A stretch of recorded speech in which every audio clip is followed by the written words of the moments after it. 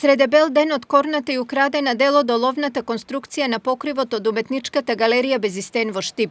Двајца кратци, еден од Нов Караорман и еден од Скопје, на покривот од галеријата се искачиле околу 11 часот и со соодветен алат успеале да откорнат околу 5 метри од заштитното олово поставено на покривот. Овие откорнати плочи некаде околу 4 метра, односно 4 квадрати, бидејќи тоа е во таква состојба тој дел, се откорнати од кровната конструкција.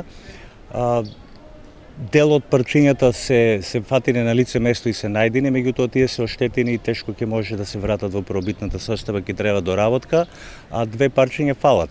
Станува збор за конструкција која е изработена по специјална метода во намера да се зачува автентичноста на објектот и нејзината замена ќе биде бавна и скапа. Инаку вредноста на ова не може на едноставен начин да се утврди, бидејќи тоа не е само обичен оловен лим, бидејќи тоа се работи кои се нарачуваат, по нарачка се прават, тешко се местат и вредноста само да ја набавиме и да ја наместиме некаде по 150 евра од квадрат.